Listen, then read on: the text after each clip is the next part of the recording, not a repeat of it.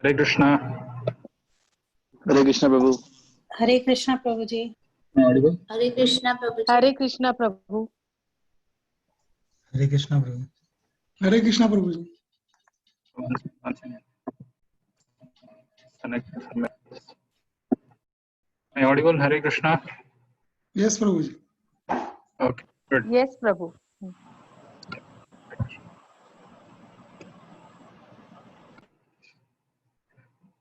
Om Namo Bhagavate Vasudevaya.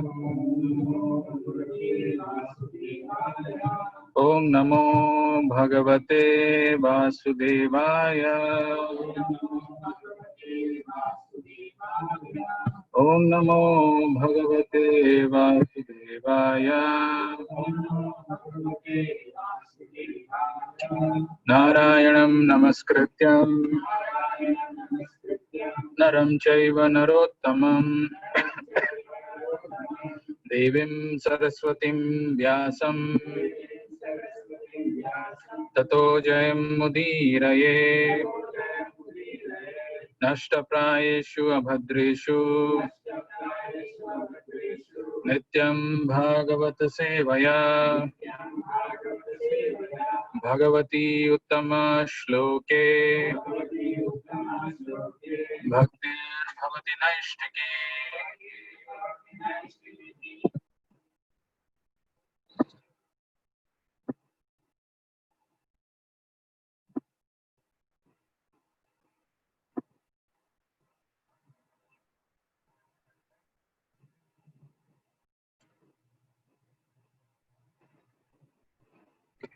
Is my screen visible?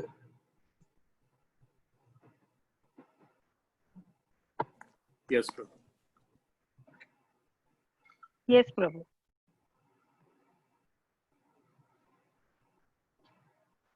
So welcome to this 14th day of our journey to Janmshtami. As we have been hearing some wonderful, sweet nectarian pastimes of the Lord with his devotees, we will resume the journey, and as we proceed, as we are going closer and closer to Janmshtami, the devotees that we are considering or we are discussing now are now, I mean, it is very difficult to say that he is better than them or he is better than others or something like that. But then they are very, very unique. They are very special, and there are some very unique qualities that each one of them had. And we are trying to hear them. We are trying to cleanse our heart by hearing these wonderful pastimes, and also at the same time making an honest attempt or humble attempt to develop or imbibe those nice Vaishnava qualities. So this presentation is dedicated to His Divine Grace, A.C. Bhaktivedanta Swami Srila Prabhupada. Srila Prabhupada ki. So today's session, let's start with by knowing the mood of devotees. What exactly the mood is of the devotees, especially here I'm talking about the inhabitants of Dwaraka. And let's see some verses from Srimad Bhagavatam, and that sets the context for today's session.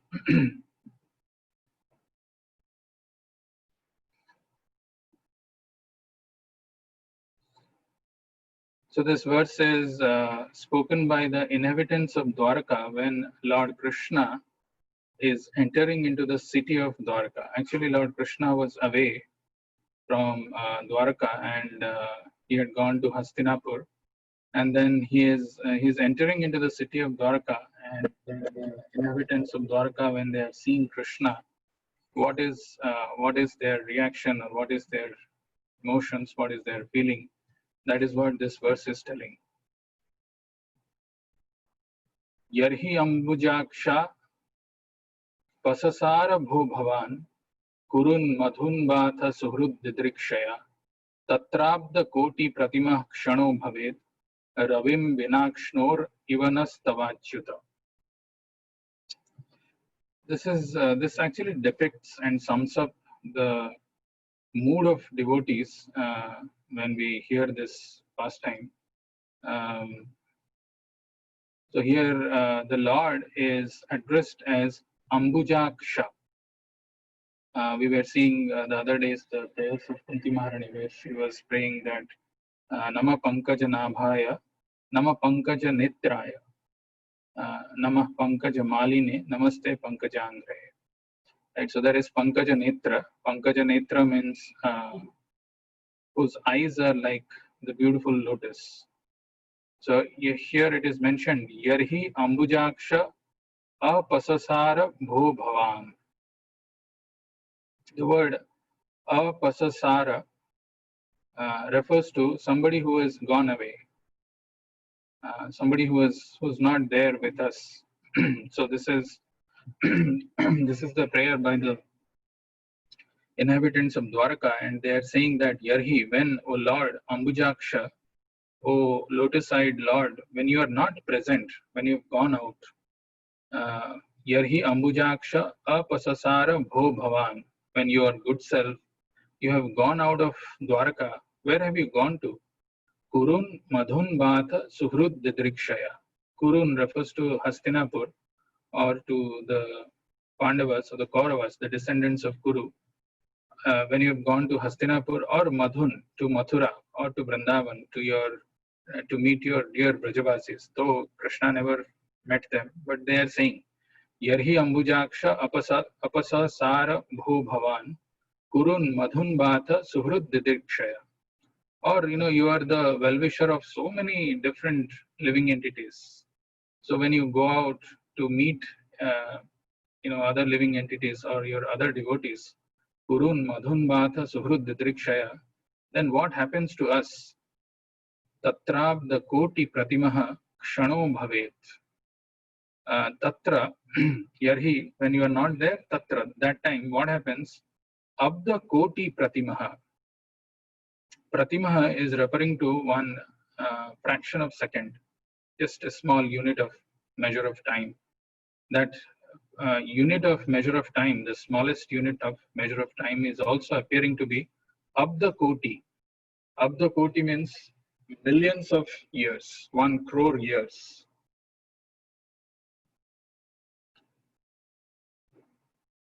So when Krishna is not present, when the lotus-eyed Krishna is not present in Dwaraka, this is the mood of separation. It is not that, even though they have darshan of the Lord every day, still when he was not present in Dwaraka and he had gone to Hastinapur to help the Pandavas, and when he is entering, the intense feeling of separation from the Lord and the sheer joy of seeing is expressed in these verses. And these verses are glorified, are considered to be even better than the glorification of some properly composed Sanskrit hymns, even though these are all spoken by some simple inhabitants of Dwarka.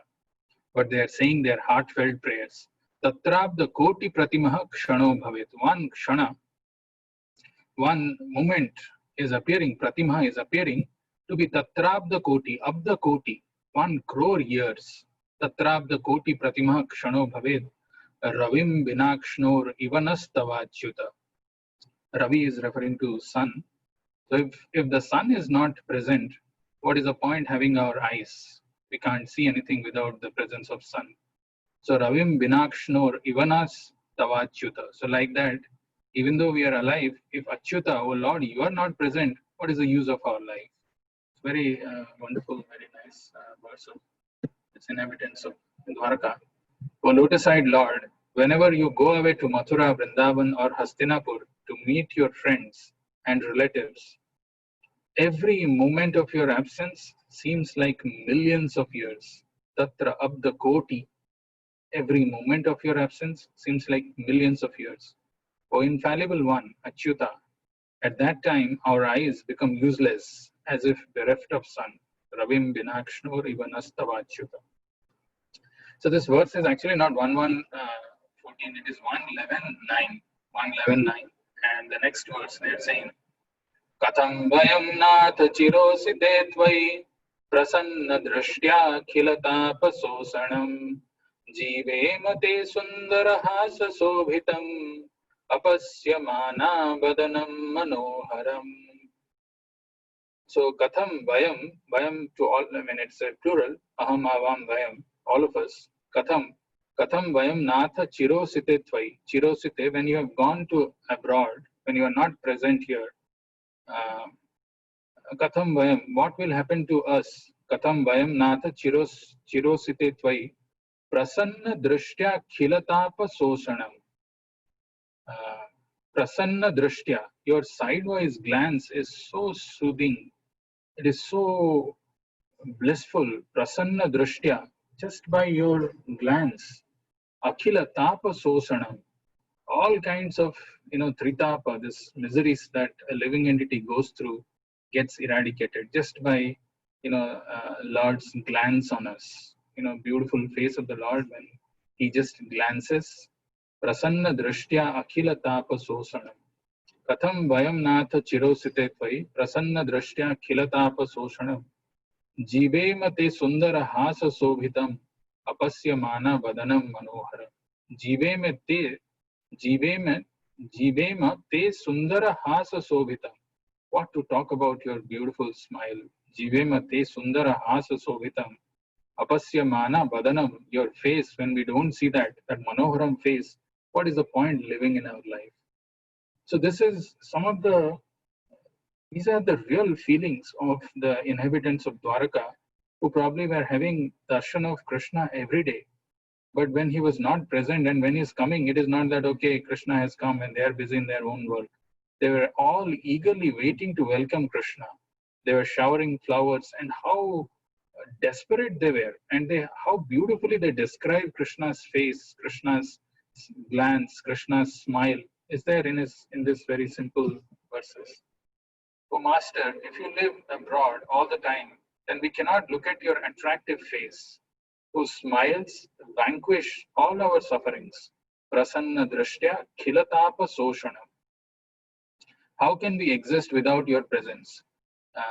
Jivema te sundara hasa sobhitam apasyamana vadanam manoharam. How can we live? Jivema, how will we be able to live when we don't see you? When you are not present, how is it possible that we will see you? We will be able to live. So this is a very wonderful prayer, and this prayer, the mood, whatever we are hearing of the residents of Dwaraka, is exemplified by today's devotee, the pastime that we are going to discuss. The feeling of separation was extremely intense, very intense in this devotee's life. And how he demonstrated this and what happened to him, that's the story of today's My Sweet Lord. So let's go to the section of My Sweet Lord. So the title is I Am Yours. Anybody wants to guess it's about whom?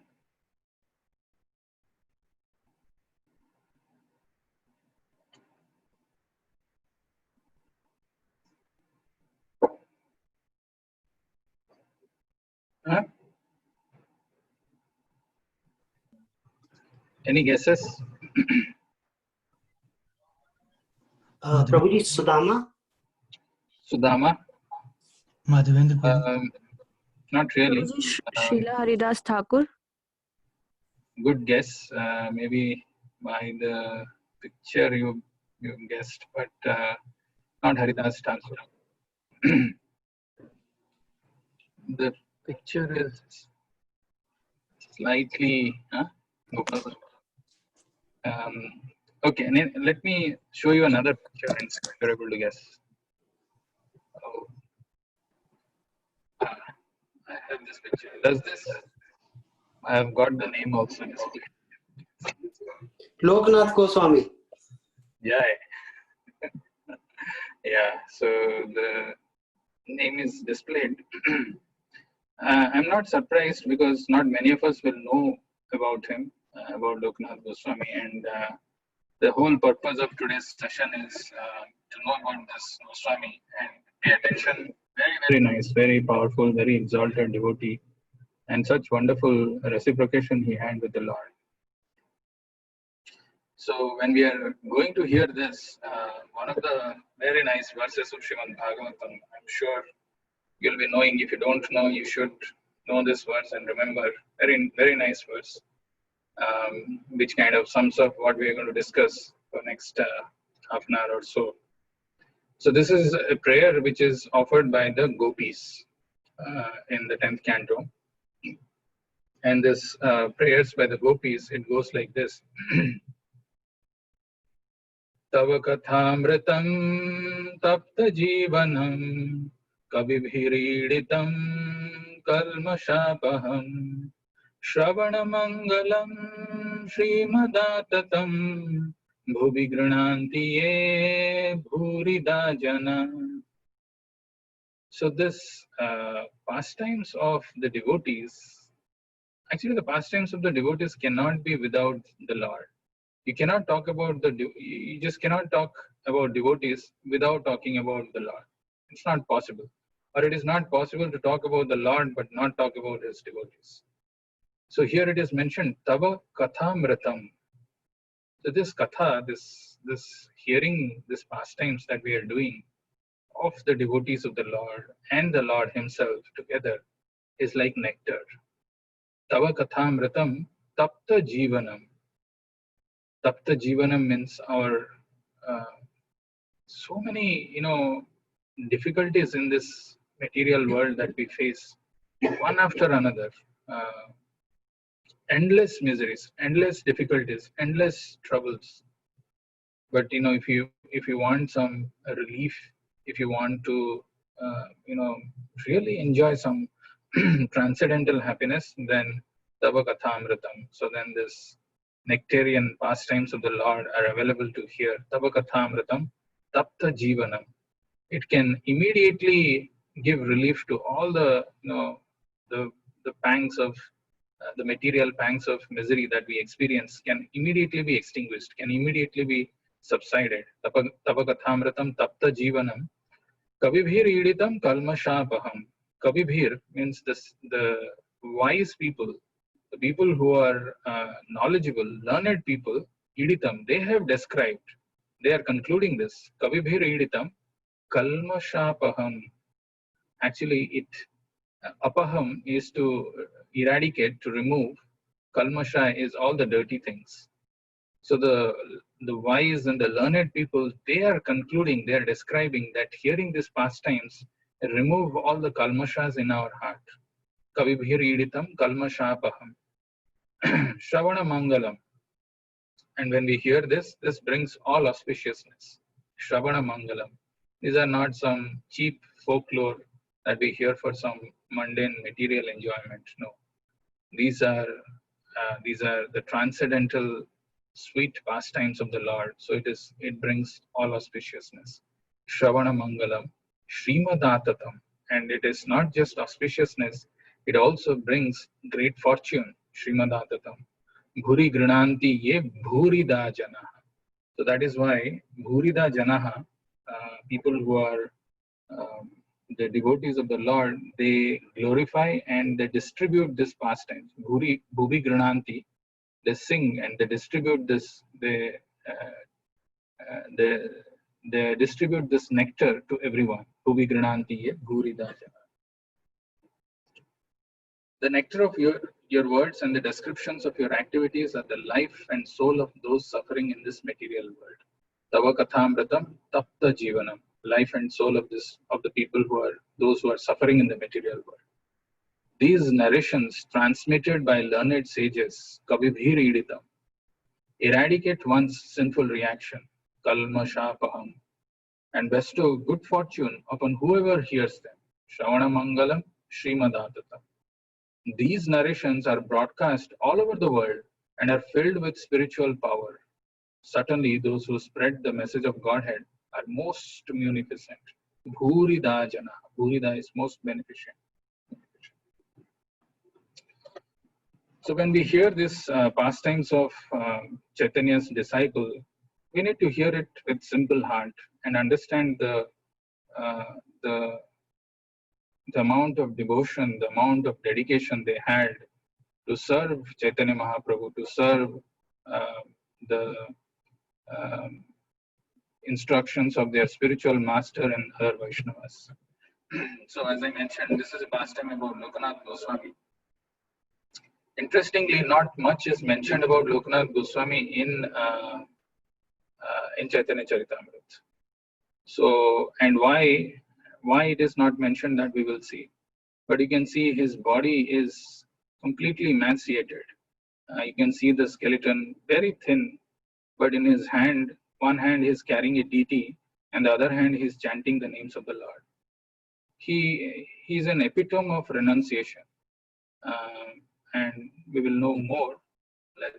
So apart from the 6 Goswamis, there are some important Goswamis like Lokanath Goswami. He was the first disciple of Chaitanya Mahaprabhu who was sent to Vrindavan to excavate those places of those pastimes, places of Radha and Krishna.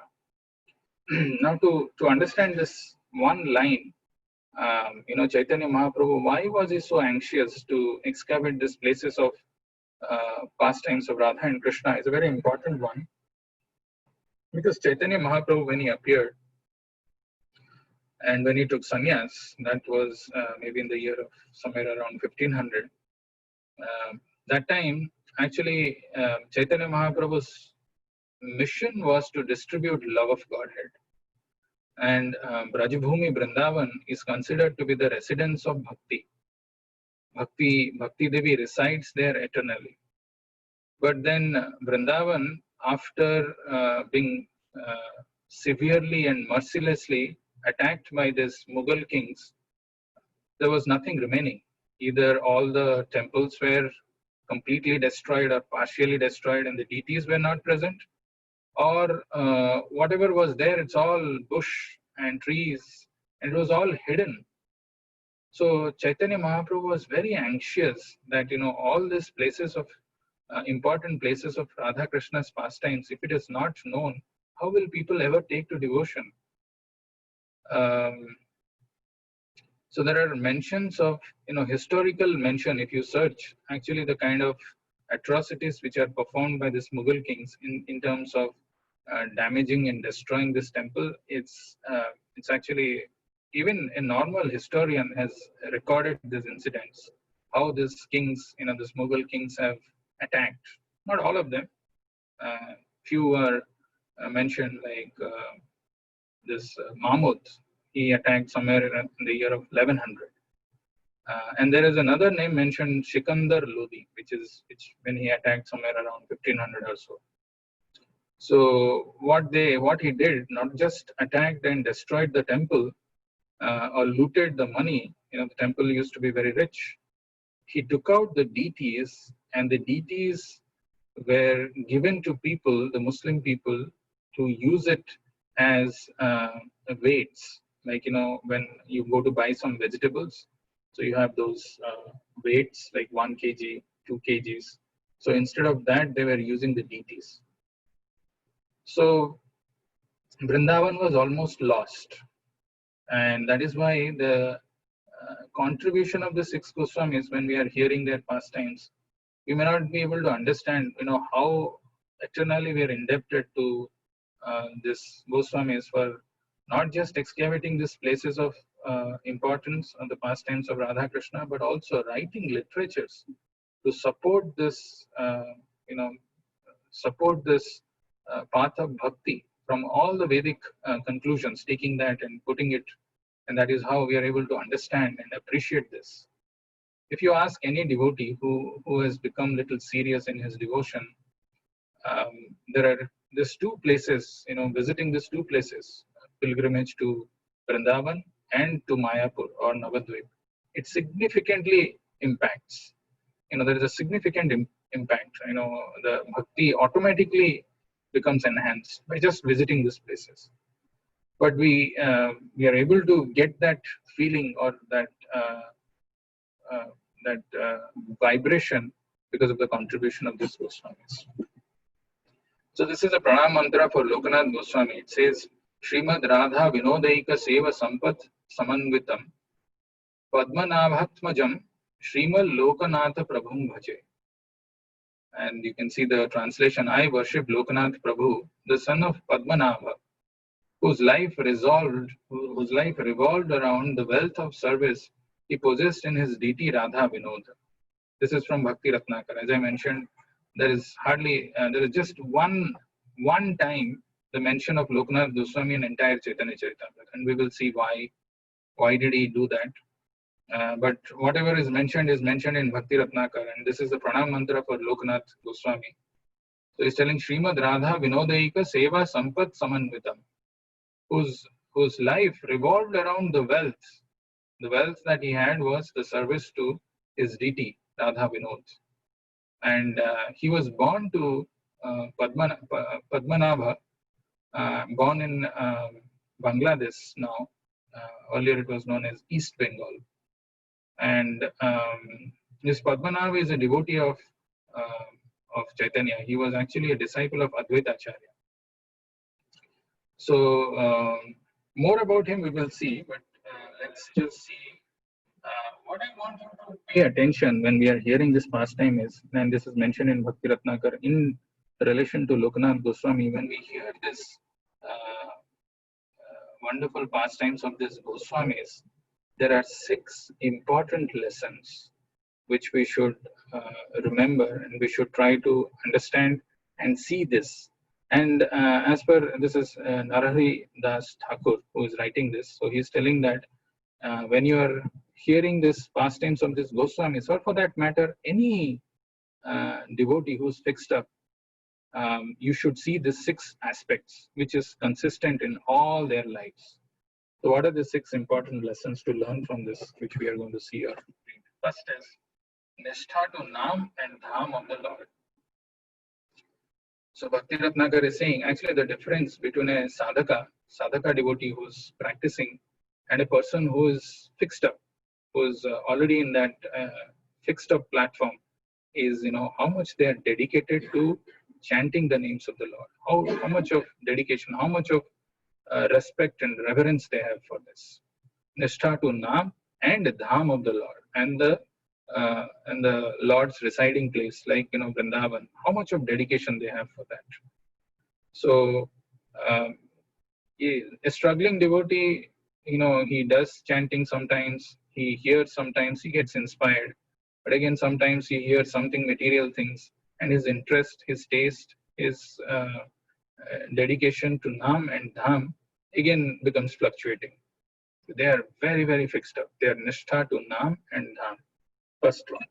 Second is dedication to the words or instructions of Guru. So this is another consistent thing in all the exalted devotees that we are seeing. We are trying to hear and understand their pastimes. Completely dedicated to the words or instructions of their Guru. Very important aspect if we want to become serious in our spiritual life. We have to hear the acharyas who are coming in parampara and take their words very seriously as life and soul. Because by our mundane material intelligence and logic, to understand everything is not possible. And as we saw sometimes back, the Divya Gyan Hriday Prakasit. So this knowledge is revealed in the hearts by the instructions of spiritual masters. So they're extremely dedicated to the words and instructions of their spiritual master. And not just to spiritual master. This is another important aspect, is dedication to the words of Vaishnavas. If we see the pastime of Vritrasur, or in his previous life, Chitraketu. Chitraketu was a materialistic king, right? He was very severely attached to Vishaya, to Indriya Bhog, to gratify his senses. Married to 1 crore wives just for the sake of 1 child. But then he had the mercy of Narad Muni.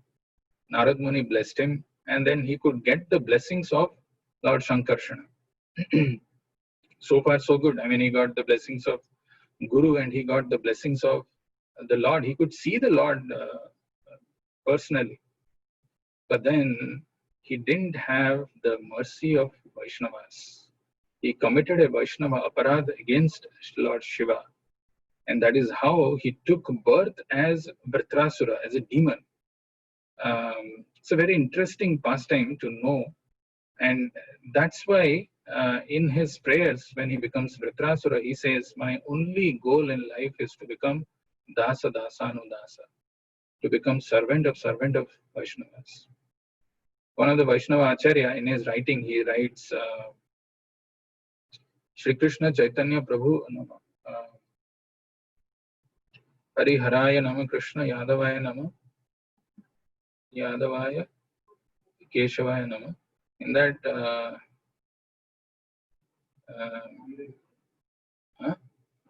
no. Hari Guru Vaishnava Bhagavad Gita, that one. Shri Chaitanya Nityananda Shri Advaita Sita. Hari Guru Vaishnava Bhagavata Gita. So to advance in this path of bhakti, one not only needs to revive his relationship with Hari, the Lord, also needs to follow the instructions of Guru, Hari, Guru, and then Vaishnava. Mercy of Vaishnavas is a very important thing to advance in spiritual life. Without them, it is not possible. Following the instructions of Guru is easy, but then Vaishnavas are diverse. There are so many. And one who has advanced in his spiritual life has got the blessings of the Vaishnavas. Hari, Guru, Vaishnava, Bhagavata Gita. These are all manifestation of Lord in different ways. Hari, Guru, Vaishnava, and Bhagavata Gita. So dedication to the words of Vaishnavas. Dealing to other living entities. So these devotees, one of the things which is exemplary in their life is how they deal with other living entities. A person who gives a lot of pain to somebody else, whoever it may be, the pain actually becomes a hindrance in his advancement in spiritual life. So one has to be very careful not to give any pain to any living entity. So dealings with the other living entities. Fifth one, living in prapancha. This is the exact word of Bhakti Ratnakar. What we should learn or see and understand from the lives of these great devotees is to how to live in this material world. Because after all, one who has accepted this body has his bodily relationship with his parents, with his wife or children or whoever it may be. How do we deal with them? Living in prapancha, living in this material world, yet establishing the relationship to Krishna, to following the instructions of Guru and Vaishnavas. And the last one, devotion to Krishna, Guru and Vaishnavas. This may look similar, but it is different. So the first one is dedication, and this is devotion. Devotion to Krishna, Guru and Vaishnavas. So these 6 things are very, very important if one really wants to be fixed up and advance in spiritual life. Now let's see. I mentioned briefly that, Lokanath Goswami actually didn't want his name to be there in Chaitanya Charitamrita. When Krishnadas Kaviraj Goswami wanted to write this Chaitanya Charitamrita, he went and bowed down before Lokanath Goswami, wanted his blessing so that he can write this Chaitanya Charitamrita.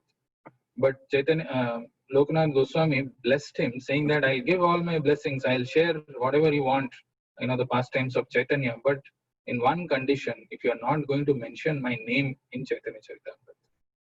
Because he was averse to any kind of name and fame. Lokanath Goswami worshipped Radha and Krishna in a state of separation, increasing the intensity of his renunciation. He was afraid of the slightest amount of fame. Thus, he forbade Krishnadas Kaviraj Goswami to write anything about him in the Chaitanya Charitamrita, with the result that only his name can be found mentioned there. There is only one time. I will show you where it is in the next slide. Sanatan Goswami, but you see, Sanatan Goswami and the other Goswamis who were living at that time in Vrindavan had known the the position of a devotee like Lokanath Goswami. So Sanatan Goswami, in his Mangalacharan to Hari Bhakti Vilas and to Vaishnava Toshani, his commentary to 10th canto, he mentions the name of Lokanath Goswami. You can see this Mangalacharan of Sanatan Goswami. He is writing, Vrindavana Priyan Vande Shri Govinda Padashritan Srimat Kasiswaram Lokanatham Shri Krishna Dasakam. 3 names are mentioned: Kasiswaram, Lokanatham, and Sri Krishna Dasakam. So he is in his Mangalacharan is addressing Lokanath Goswami. This is the mention of Lokanath Goswami, the only mention in Chaitanya Charitamrita, in that entire epic of Chaitanya Charitamrita. Sange Gopala Bhatta Dasa Raghunatha, Raghunatha Bhatta Gosai, Ara Lokanath. That's the only mention which you find in Chaitanya Charitamrita. So now, having heard so much about him, let's understand what is his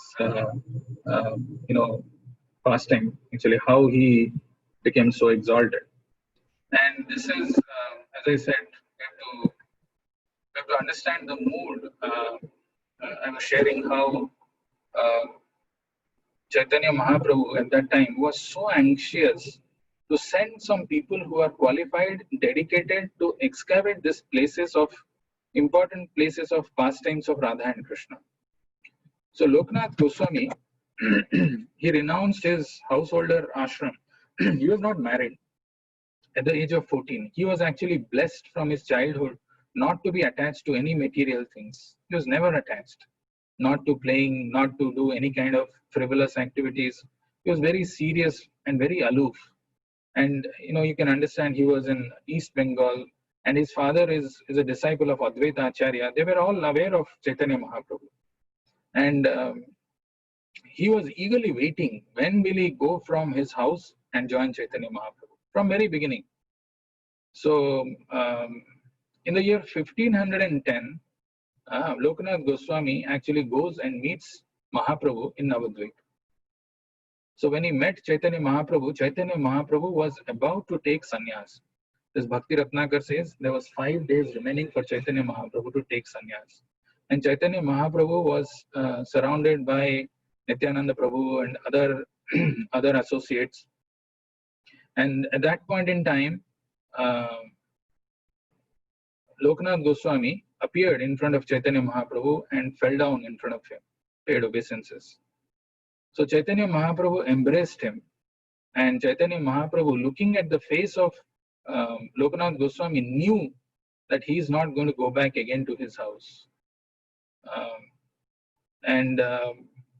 That time actually, Lokanath Goswami knew that, he has never met, but he was somehow, he was getting this feeling that Chaitanya Mahaprabhu is going to take sannyas. And his only regret was, what will happen to Chaitanya Mahaprabhu's long hair? How once he is shaven off, he was just thinking about that, he was crying. Just meeting Chaitanya Mahaprabhu, he was crying intensely. And his only goal at that point in time was to serve, to be at the lotus feet of Chaitanya Mahaprabhu and serve him. Actually, the Chaitanya Mahaprabhu's bodily complexion and bodily beauty is described in many of the scriptures, but it is mentioned his hair, especially his hair, was very, very beautiful. It is curly, long hair he had, and when he was, dancing with his hands raised, it was a sight to behold. But anyway, when he met Chaitanya Mahaprabhu gave him some instructions and immediately asked him to go to Vrindavan, immediately, and just go to Vrindavan and excavate these places of the pastimes places of Radha and Krishna. So he was shedding tears in the desire that he'll not see, or when will he see his Lord. He has to live in the separation of Chaitanya Mahaprabhu, but he had no other choice, because Chaitanya Mahaprabhu has instructed him. So he hurried, he just left to Vrindavan. And at that point in time, there was another Goswami who joined him, and they were always together. His name is Bhugarva Goswami. So Lokanath and Bhugarva, it is mentioned in Bhakti Ratnakar, even if they were 2 bodies, they were one soul. They were always together. Seeing that, this Lokanath Goswami, who was just weeping and crying that, he has to be separated from Chaitanya Mahaprabhu, this Bhugarva Goswami went along with him. And they both, started excavating, and Bhakti Ratnakar says that Lokanath Goswami could find 323 places of Radha Krishna's pastime with all his hard work and intense research, and by that he could find out all these 323 places. Then that has to be cleared up, and then Rupa and Sanatan joined, and they all worked together And that's how those places of importance came into limelight. But then at this point in time, Chaitanya Mahaprabhu took sannyas, and then he went to Puri, and then he traveled to South India. And hearing this, Lokanath Goswami wanted to have one darshan of Chaitanya Mahaprabhu. So when he heard that Chaitanya Mahaprabhu is in Puri, he started from Vrindavan to have darshan of Chaitanya Mahaprabhu in Puri. But by the time he reached in Puri, Chaitanya Mahaprabhu had gone to South India. So when he traveled to South India, he heard that Chaitanya Mahaprabhu is going to Vrindavan.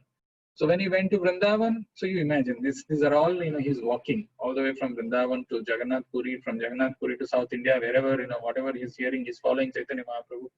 And by the time he has reached, Chaitanya Mahaprabhu has gone to Vrindavan. So he followed again to Vrindavan, only to know that Chaitanya Mahaprabhu is in Prayag. So then Chaitanya Mahaprabhu said, you don't need to do this. At a right, appropriate time, we will again meet. You continue doing the work that I have entrusted you with. So he continued to, do his work. Very, very severe pain of, separation and extreme detachment. Chaitanya Mahaprabhu's philosophy is very simple. Vairagya Vidya Nija Bhakti Yoga. Sri Krishna Chaitanya Sariradhari. Chaitanya Mahaprabhu came in this world to teach people how to practice this renunciation, Vairagya Vidya, and also transcendental knowledge and Nija Bhakti Yoga, how to engage in devotion. All his disciples, all these Goswamis, all his disciples have exemplified this. So this Lokanath Goswami never used to live under one tree, and even if there were some residents of Vrindavan who were requesting that we can build a small hut and you can do your worship, he was not interested. He was not at all interested. Extreme renunciant. Not even asking for any food, whatever comes on its own accord, he was living on that. But very determined, very dedicated to Nam and Dham and to serve this and to serve the instructions of Chaitanya Mahaprabhu. So like that, many years passed by, and he lived even longer than Rupa and Sanatan. Even Rupa and Sanatan have left this material world, he was still alive. So at a very old age, this Lokanath Goswami, when he was walking past a place called Kishora Kunda, so he was, he'll go around Braj ecstatically, crying in different places, remembering these pastimes. Like that, when he was passing by, he stayed in one place called Kishori Kund. Kishori is like, when Radha and Krishna, there is this age up to, there is, we have this Bhagavad Gita shloka, Dehinosmin Yatha Dehe Kaumaram Yovanam Jara. So there is Kaumara, and then there is Kishora. So from 5 to 16, that age is called Kishora. So Kishora Kishori, there is a temple of, there's an ISKCON temple named Kishora Kishori. So this Kishori Kunda is the place where this Lokanath Goswami was meditating on some pastimes of Lord, and he somehow developed an intense desire to serve a deity of Krishna. This place is in a place called, in a village called Umarao in Chhatravan. So he was very impressed by the beauty of the site, and he stayed there for some time to do bhajan in isolation. And after being engaged in this way for some time, he developed a deep desire to worship Radha Krishna in the deity form. So the Lord, knowing his desire, the Lord is situated in the heart as Paramatma. So knowing his desire, the Lord himself manifested. He came personally to give Lokanath a deity, telling him that its name was Radha Vinod before disappearing. So Lokanath was astonished to see this deity, and then filled with anxiety at the thought that the Lord himself had come and gone. So he started, no, what should he do? He doesn't have even a place. He's an old man. He doesn't have even, he can't build a temple. So what should he do? He was very worried. But Radha Vinod, actually, he came in his dream, and he cast his sweet glance on Lokanath and said to him, I live here on the banks of Kishori Kund in the village of Umarao. I saw your eagerness to serve me, and so I came here myself. Who else would have brought me to you? I am very hungry. Quickly prepare something for me to eat. So Lokanath Goswami prepared something and offered to Radha Vinod. And then since he didn't have any temple and neither he wanted to ask anyone, so he kept this deity tied to his neck with a cloth all the times. That's how he used to worship this Radha Vinod. Because he didn't have a place to keep this deity, so he made a large bag, and that became Radha Vinod's temple. So he kept his worshipable Lord constantly close to his heart and as like a necklace. That's what Bhakti Ratnakar says.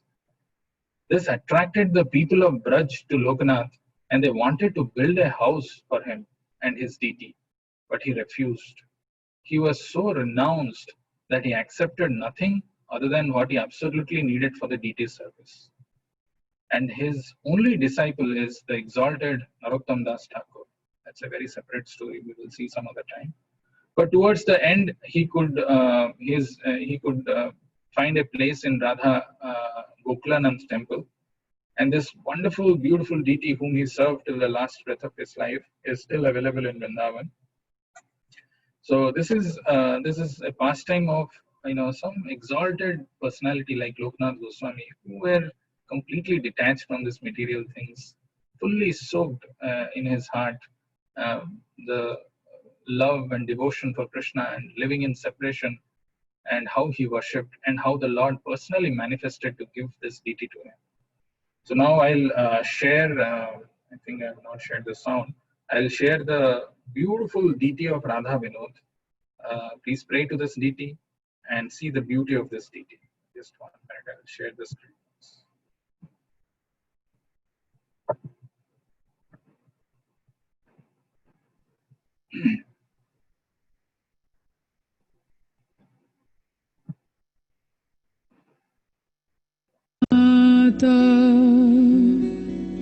च पिता त्वमेव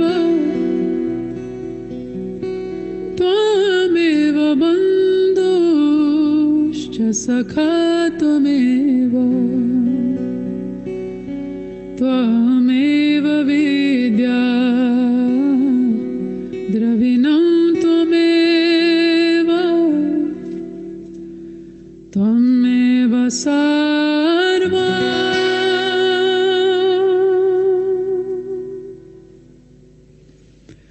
मम देव देव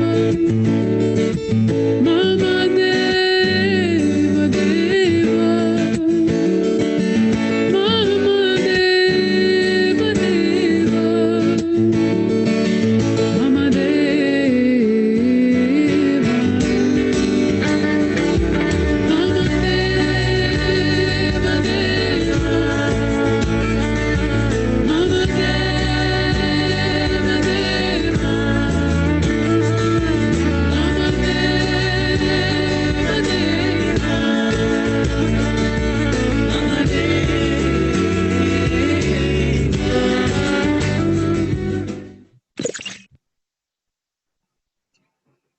So that's the beautiful pastime of Radha Vinod and Lokanath Goswami.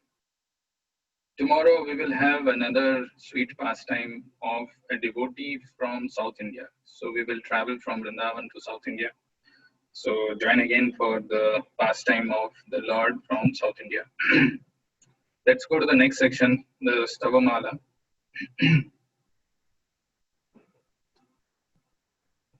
So today's prayer is titled as the Inexhaustible. Madhav knows this. I think it is too easy.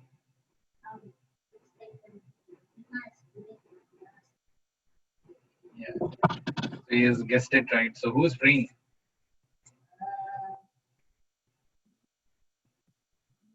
Bhima. No, Bhima is busy killing.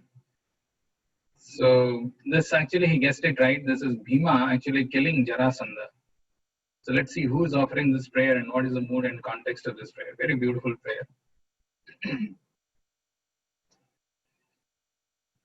So we will chant this one word at a time, then one line at a time, and understand the meaning. Rajana Uchuhu Namaha Te Deva Devesa Namaste Deva Devesa Prapannarti Harabhyaya Prapannarti Harabhyaya Prapannan Pahi Naha Krishna Prapannan Pahi Nah Krishna Nirvinnan Ghora Samshritehe Nirvinnan Ghora Samshritehe Rajana Uchuhu Namaste Deva Devesa Prapannarti Harabhyaya Prapannan Pahinah Krishna Nirvinnan Ghora Samshritehe.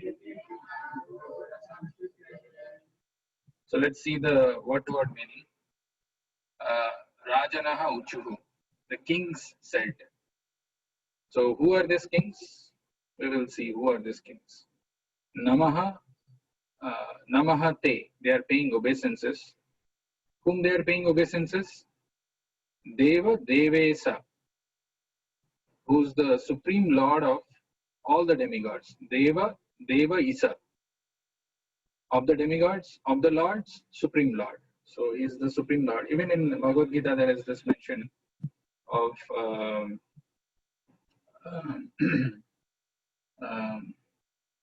Ahamadirhi Devana. Krishna says, all these demigods, they come out of me. Ahamadirhi Devana. So here it is mentioned, Deva Devesa, of the demigods, of the lords, or supreme lord, who is the lord of all the demigods. Prapanna Arti Hara Abhyaya. So Prapanna Arti Hara Abhyaya. Prapanna, those who are surrendered. Arti Hara, who removes their distress. And Avyaya, Avyaya. Actually, I'm saying another ya, extra ya. Avyaya, or inexhaustible one. That is the one that we are seeing. Inexhaustible one. In my engineering class, in engineering curriculum, we used to have one subject of electrical engineering where it is mentioned about a source which is inexhaustible, like a power source which never dies. In ideal world, to find something which is inexhaustible is not possible, because we know that in material world, in material calculation, when we take out something from a fixed source, then it gets depleted. But in case of spiritual world, the calculation or the equation is very different.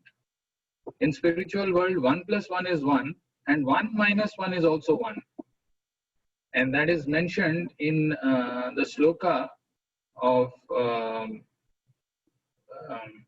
Ishopanishad, in the invocation, where it is mentioned Om Purnamadah, Om Purnamidam, Om Purnat Purnasya Adaya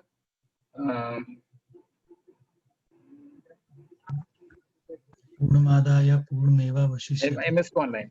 Purnamadah Purnamidam, Purnat Purnam, Purnat Purnam Purnat Purnasya Udachyate. So basically, when a complete whole is coming out of the complete whole, what remains also is a complete whole. Om Purnamadah Purnamida, Purnasya Purnamadaya Purnameva Vasishyate. What remains is also complete. So 1 minus 1 is 1. So the Lord is Avyaya, inexhaustible. Prapannan. Prapannan pahi. Nah Krishna. Prapannan, now we are surrendered. Now please save us. Pahi. Naha, us. Krishna. They are addressing to Krishna. Nirbinnan, because we are very despondent. And Ghora Samshrite. If you remember yesterday, we were chanting this one verse, which is talking about the glories of the holy name. And the verse was Apannaha Samshritim Ghoram. Right? So whenever the word Samshritim is used in Vedic literatures, usually the adjective is Ghora. Ghora Samshriti.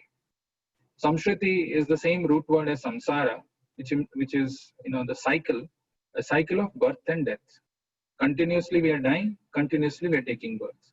Continuously we are quitting body, accepting different bodies. So, and this complicated continuous cycle of birth and death is Ghoram. It's a very ghastly, it's very fearsome, it is terrible. So Nirvinnan, and that's why we are despondent. And that is why they're saying Pahi, Pahi, Pahina, please save us. So let's see the translation. Translation is, the king said. Who are these kings? We'll see in the next slide. Obeisances to you, O Lord of the ruling demigods, O destroyer of your surrendered devotees' distress. Since we have surrendered to you, O inexhaustible Krishna, please save us from this terrible material life, which has made us so despondent. Actually, if you see in any Vedic literatures, when they are talking about the life in this material world, the common characteristic is despondency of each one of us. Which life situations put us in a circumstances where something very unexpected happens, something which we don't want, very unpleasant, very uncomfortable situation. That's why it makes us despondent. So that's why these kings are praying, O inexhaustible Krishna, because your mercy never gets dried or completely removed, and you're a source of unending, undying mercy. O inexhaustible Krishna, please save us from this terrible material life, which has made us so despondent. Let's see the context and the mood. So actually, you can see that, as he rightly said, that this is Bhima killing Jarasandha. So Jarasandha had attacked Dwaraka. Jarasandha had attacked Mathura 17 times. And he had one quality where, if any Brahmana used to come to him, he used to give anything that they ask in charity. So Krishna, Arjuna and Bhima, all three of them came in disguise as Brahmanas. And they came and they asked Jarasandha that we want to have a fight with you. So Jarasandha actually selected Bhima, saying that, you two are anyway no match for me. This fellow looks, of some worth. Has got some strength. Let me fight with him. So as you can see in the picture, Bhima is killing Jarasandha. He is actually tearing him apart. And Krishna is showing him. He's showing how to tear him apart, because this Jarasandha was given this. His name is Jarasandha because he was given this boon by one demon by name Jara, where his two bodies were united. So that is why his name is Jarasandha. And by Krishna's mercy, by Krishna's direction, Bhima could kill him. So this Jarasandha had 20,800 kings imprisoned. They were kept under captive because he was very cruel, atrocious king.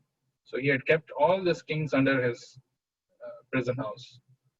So when they saw that, Jarasandha is killed and they were released by Bhima, you see, the third point is they are considering their imprisonment as an act of mercy by the Lord to smash their false pride.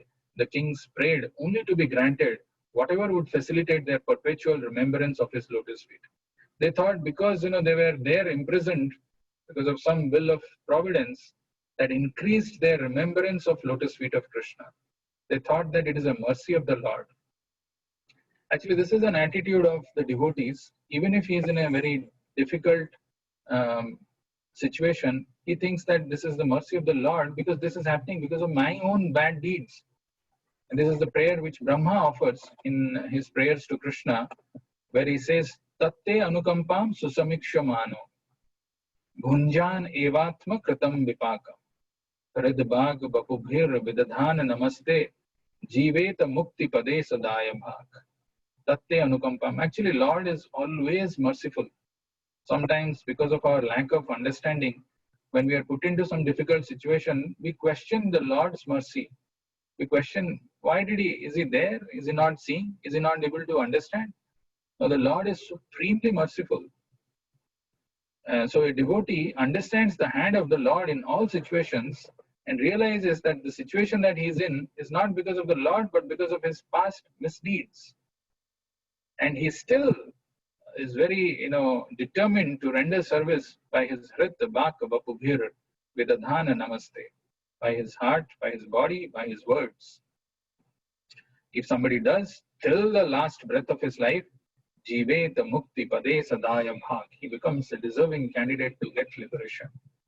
So like that, these kings also thought this is the plan of the Lord, and it's the mercy of the Lord because it is increasing our remembrance for his lotus feet. Lord Krishna, Bhima and Arjuna then departed for Indraprasth, where they met with King Yudhishthira and related to him everything that had happened. What is the mood of this prayer? The Lord of the ruling demigods, Deva Deva, we saw Deva Devesa, is the supreme Lord, the Lord of all the demigods. He is destroyer of your surrendered devotees' distress. This is another very important thing. Actually, if we want to get relief from this material world, we should surrender to the Lord. Destroyer of your surrendered devotees' distress.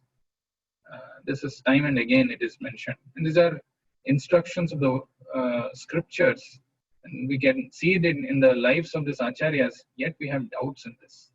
Krishna is telling, he comes very lovingly, exhibits these pastimes so that one gets attracted and surrenders to him, gets relief from this material miseries.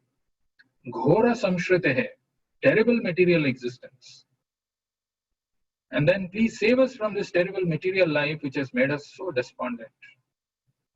Like Jarasandha was, keeping these kings under imprisonment, like that this material nature through its different ways, through different modes, and through this tritapa, it keeps us under its control. We are constantly tormented by this material nature. But we can be freed by surrendering to Krishna. That's the mood of this prayer. So let's chant this verse. Rajana uchuhu namaha te deva devesa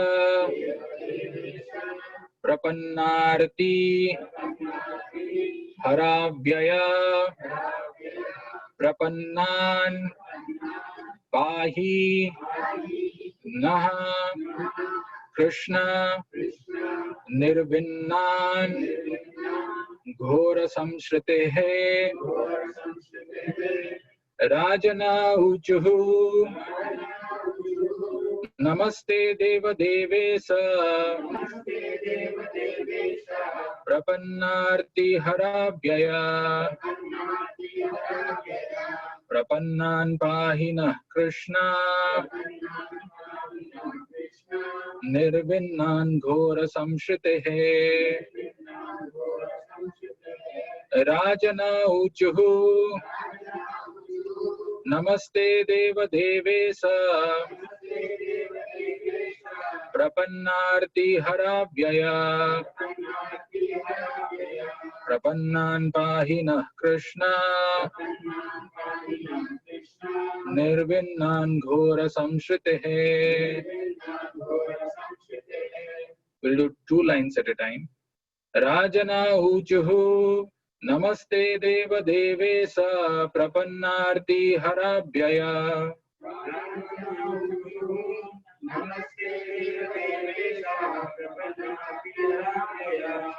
prapannan pahinah Krishna nirvinnan ghora samshritehe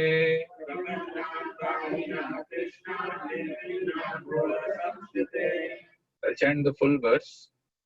Rajana uchuhu namaste deva devesa prapannarti harabhyaya prapannan pahina krishna nirvinnan ghora samshritehe.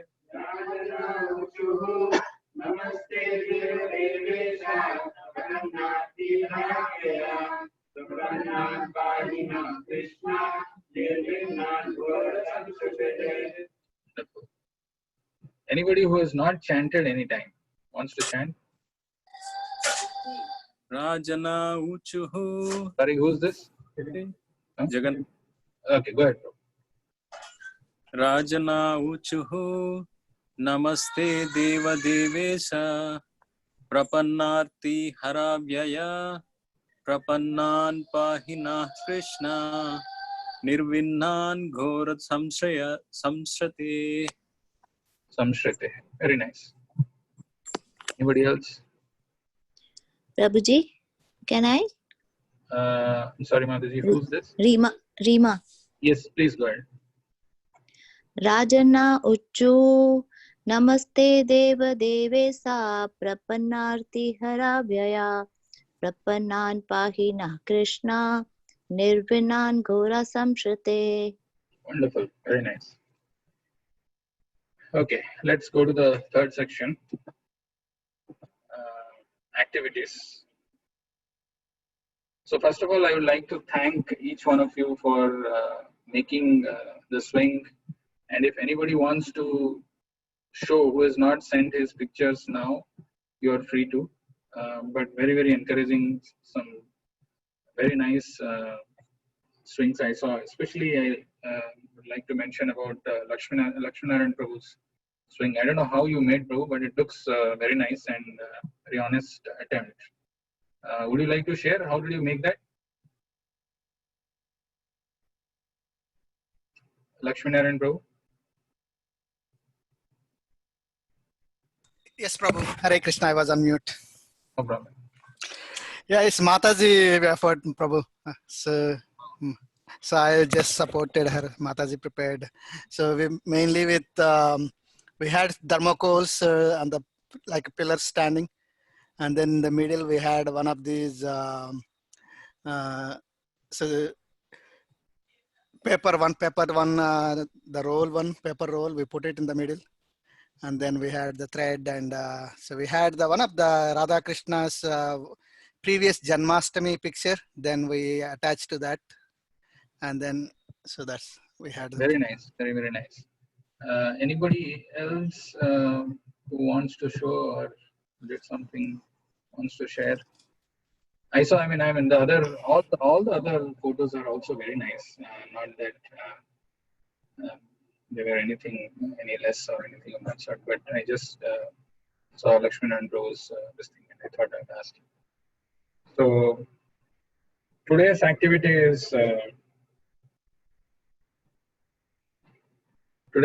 is Car for Krishna. So you might think, what is this going to be? Krishna carving. Let's understand this, and then I'll tell you what is to be done. Anybody knows this? Not Madhav.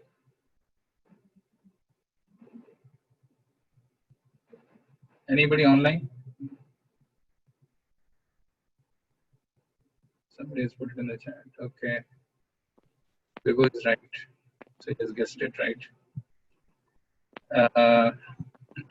So this is actually, it is also very important to know the benefits of doing something what we are doing. Right? It is not just simply we are doing something out of some sentiment. So the picture that you are seeing is one of the early disciples of Srila Prabhupada by name Michael Grant. He was living with his girlfriend, live-in relationship. Her name was Jan.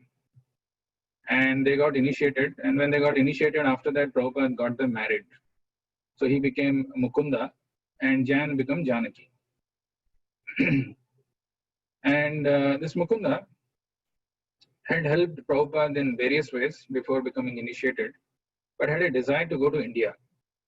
Immediately after his initiation, I'm just going little quickly to come to the actual pastime that I want to share.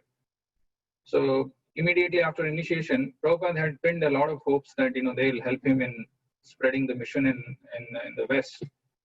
But unfortunately, they had desires of going to India. So Mukunda and Janaki, who are husband and wife, now they took blessings of Srila Prabhupada, saying that now we want to go to India because that's a long cherished dream that we have of going to India, and I just want to go. So he was, picture this Srila Prabhupada, an elderly sannyasi from Vrindavan, sitting in, you don't know this story of Prabhupada, very, very inspiring, sitting in this Bowery in 2nd Avenue in New York, and in a chair alone in a very small room. And Mukunda, Michael Grant, who has become Mukunda, pays obeisances to Prabhupada, about to close the door and go, saying that Prabhupada, I have taken your blessings. Now I'm going to India to spread that I'm going to India because I had I had this dream to go to India with my wife, and we are going. Just when he's about to close the door, he looks at Prabhupada and says that, well, Prabhupada, actually there are a lot of hippies in San Francisco, and they are also looking for some alternate life because these people their only goal in life was to stay high forever. They wanted to just stay high by taking the drugs and all kinds of things. So they may be interested in your philosophy. So you should try to open a temple there in San Francisco. So he says this, and about to leave, and Prabhupada says, Mukunda, before you go to India, it will be nice if you are able to help establish a temple in San Francisco. Mukunda knocks the door, tack, and walks away. Prabhupada looks at him from his window and he is gone.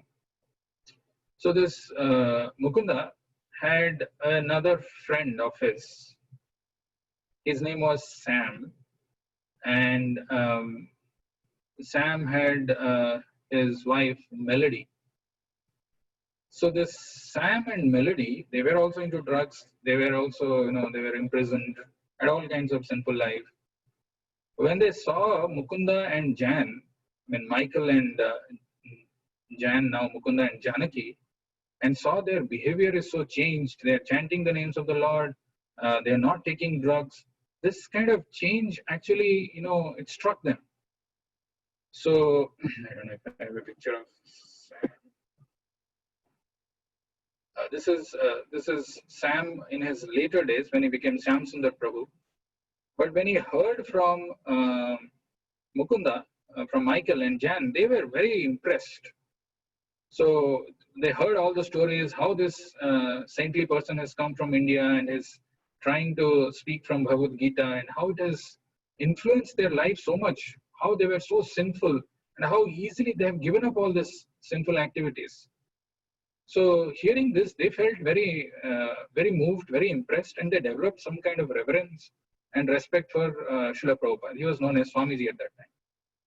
So they requested Mukunda and Janaki, that before you go to India, why don't we all go together to San Francisco and establish a temple for Prabhupada? Because after all, by his blessings, by his mercy, you are able to give up so many things. He has done so much to bring this transformation in you.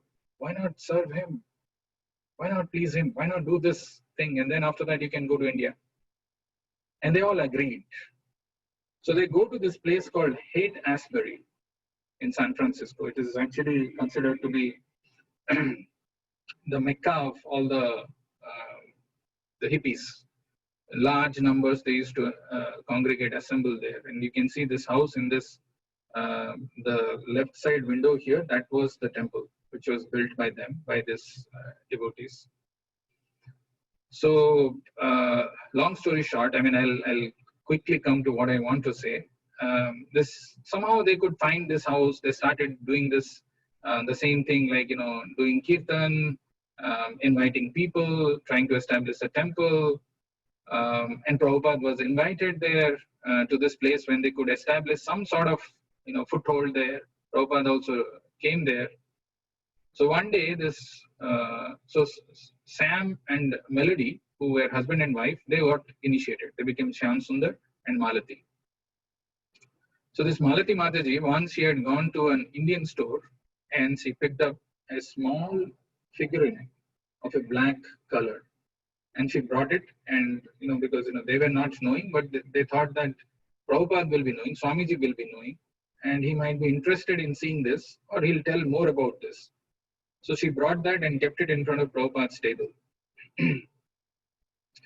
And Prabhupada was sitting in a rocking chair chanting his names, and the moment he saw it was actually the deity of Jagannath, small deity, he immediately bowed down. He paid obeisance, and he asked all of them to pay obeisances as well. So they all paid obeisances to this deity.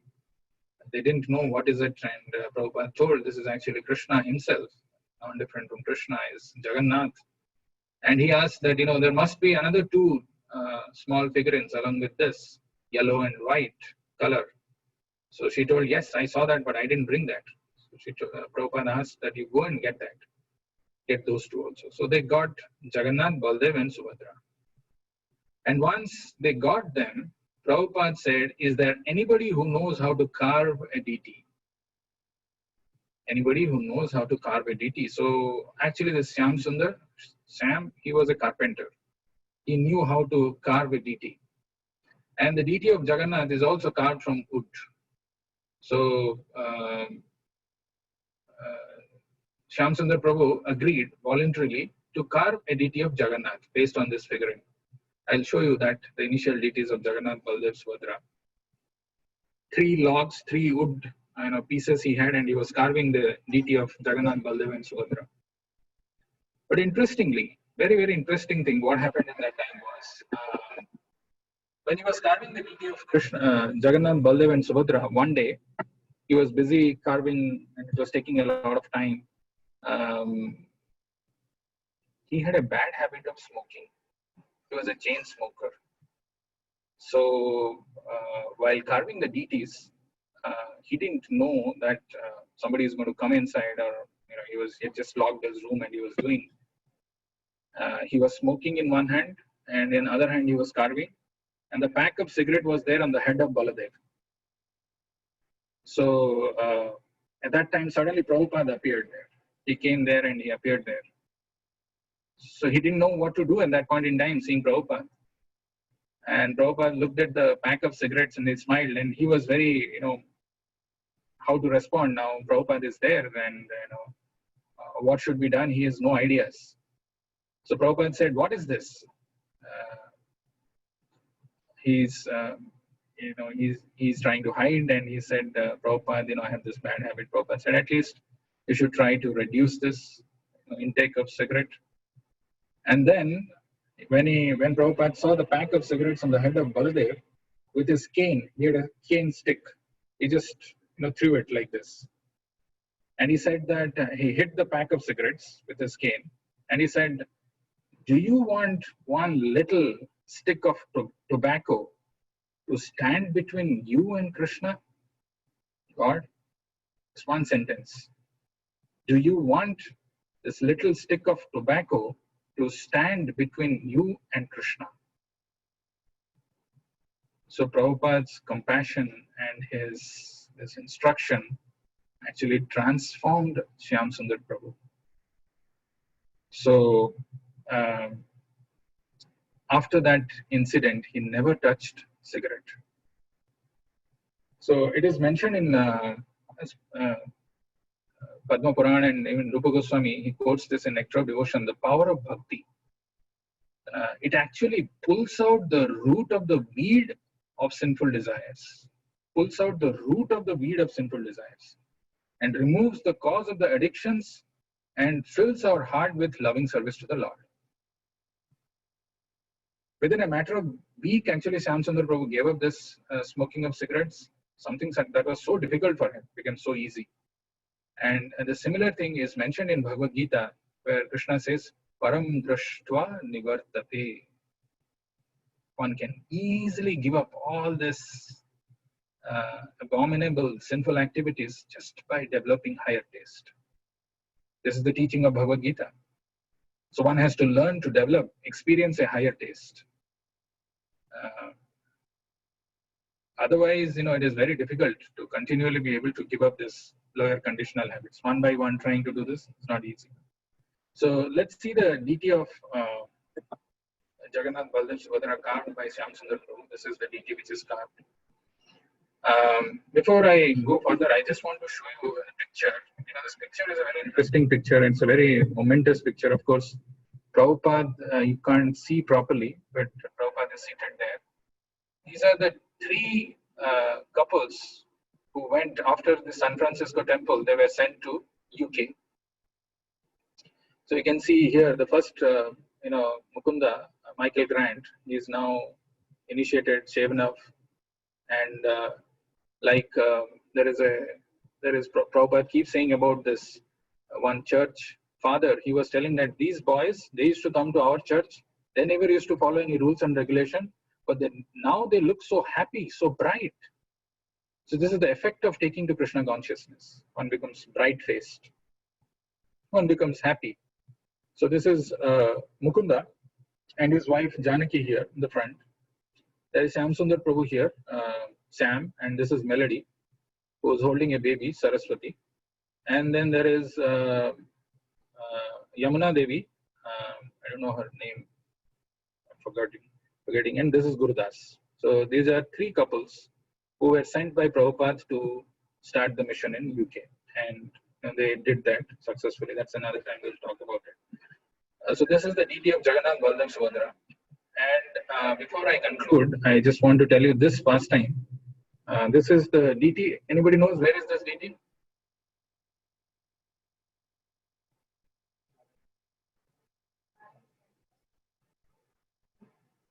No. Somebody has put it in the chat. Mayapur, yes. Yes, Mayapur is right. This is called Rajapur Jagannath. It's very close to Mayapur. There's a very unique pastime of this DT, and we'll hear that because we are hearing Jagannath pastime. So, and with that, we'll stop. So, there was a devotee of Jagannath by name, the first name I'm not able to remember, by some Ganguly, Jagdish Ganguly, and he was doing the worship of Jagannath and very regularly, very religiously, very sincerely. One day, what happened, because of some disease, he developed some temporary blindness. He became blind. He was not able to see. So he was lamenting. He was regretting that he had a desire to go to Jagannath Puri and have darshan of Lord Jagannath, and now he has developed this temporary blindness. That means he used to depend on someone to take him to Puri, and he didn't want to do that. So he was not very happy within. So he was praying to Lord Jagannath. How can I, what should I do?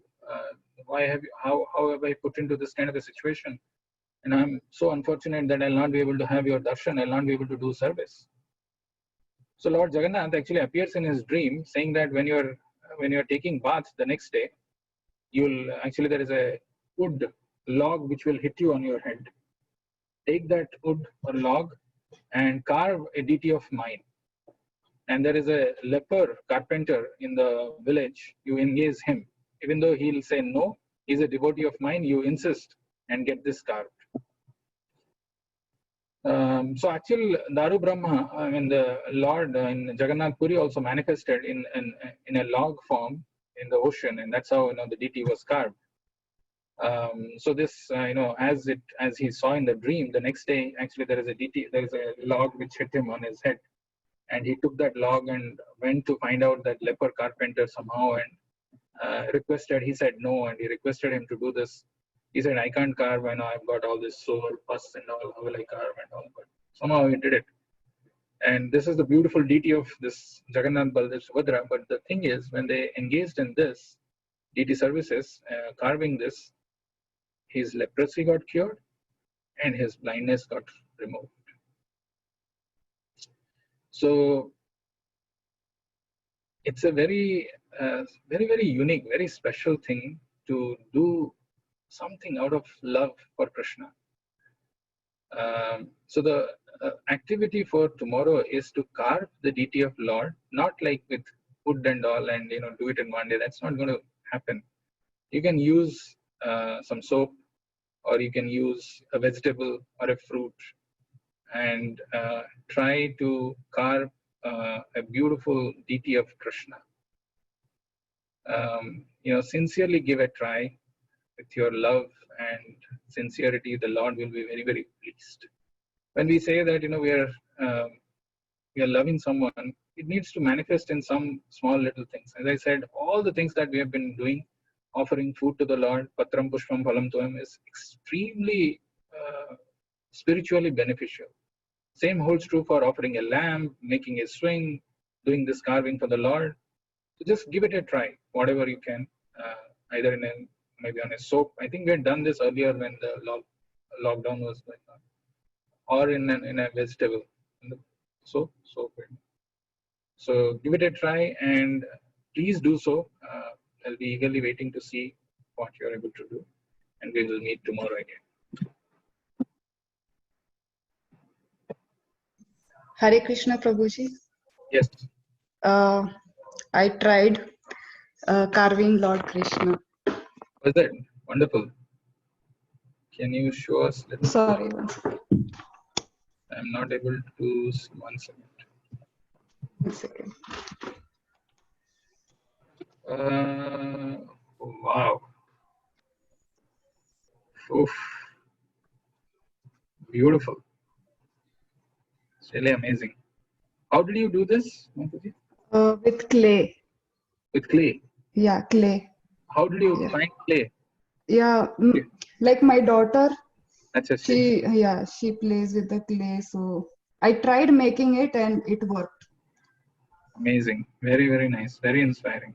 Very, very happy to see this. Thank you. Is it part of your theme for Janmshtami celebration? Yeah. Okay. Awesome. Very nice. The Lord will be pleased with this. Yeah, so give it a try, whatever you can. Be nice. Hopefully, I'll see some more innovation, creative things tomorrow by all of you. So we will meet again tomorrow with the pastime from South India, as I said, and the rest of things. I hope you also eagerly wait to join and hear. And we'll tomorrow actually is the Swing Festival. The Jhulan Utsav also starts. Those of you who have made the Jhulan, you can use that. So this will stop. Can I request all of you to kindly come in front of your camera and raise your hands?